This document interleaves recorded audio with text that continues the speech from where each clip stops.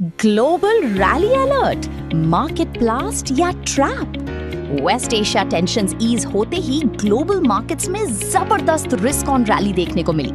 S&P 500 और Nasdaq all time high पर पहुंच गए। डाउ करीब 900 पॉइंट्स चढ़ गया और ऑयल क्रैश होके $90 के नीचे आ गया। इंडिया भी पीछे नहीं रहा। सेंसेक्स 500 पॉइंट से ज्यादा चढ़ा, निफ्टी स्ट्रॉन्ग रहा और गिफ्ट निफ्टी 300 प्लस जंप के साथ मंडे के लिए गैप अप ओपनिंग का सिग्नल दे रहा है। लेकिन असली ट्विस्ट यही है, कुछ स्टॉक्स जबरदस्त परफॉर्म कर रहे हैं। एंजल वन का प्रॉफिट 83% से ज्यादा जंप, इंफ्रा और एनर्जी सेक्टर में स्ट्रॉन्ग मोमेंटम। लेकिन दूसरी तरफ कुछ वार्निंग सिग्नल्स भी मिल रहे हैं, विप्रो की वीक गाइडेंस और HDFC लाइफ पर प्रेशर। अब सबसे बड़ा सवाल, क्या ये रैली सस्टेनेबल है? क्या स्मार्ट मनी ऑलरेडी एंट्री ले चुकी है या ये एक ट्रैप है? और मंडे का मूव आपके पोर्टफोलियो को बूस्ट करेगा या शॉक देगा? पूरी स्टॉक मार्केट अपडेट समझने के लिए वीडियो को एंड तक जरूर देखें और हाँ, लाइक, सब्सक्राइब और अपने नेटवर्क के साथ शेयर करना बिल्कुल ना भूलें। Welcome to Stock Market Pulse, 6 hours market insight in 6 minutes for smart and busy investors.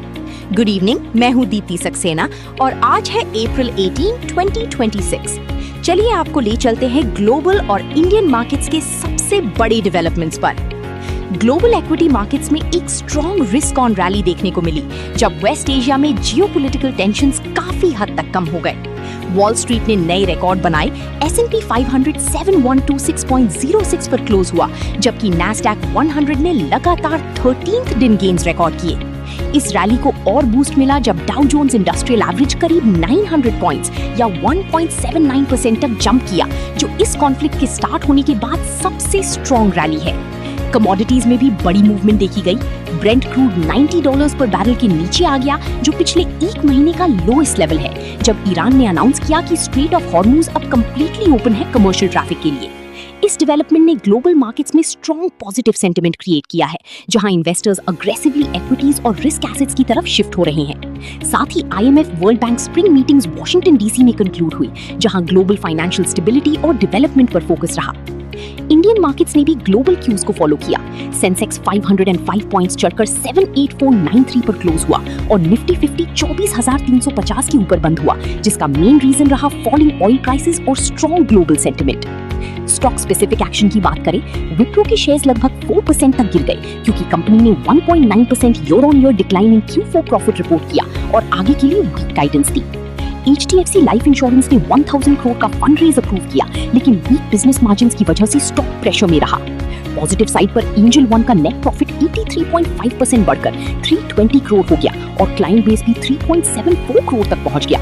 JSW steel के शेयर्स 2% तक बढ़े क्योंकि एनर्जी कॉस्ट कम होने से डिमांड आउटलुक इंप्रूव हुआ।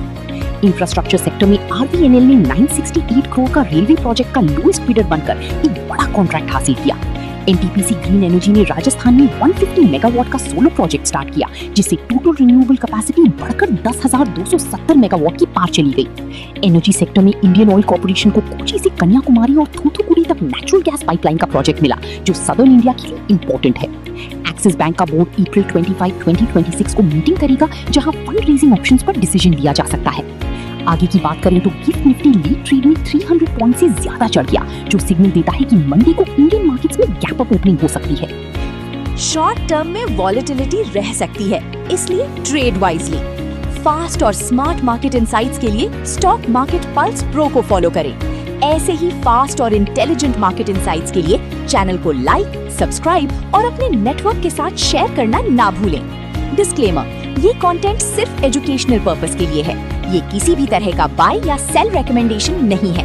कृपया इन्वेस्टमेंट डिसीजन लेने से पहले अपने फाइनेंशियल एडवाइजर से सलाह लें।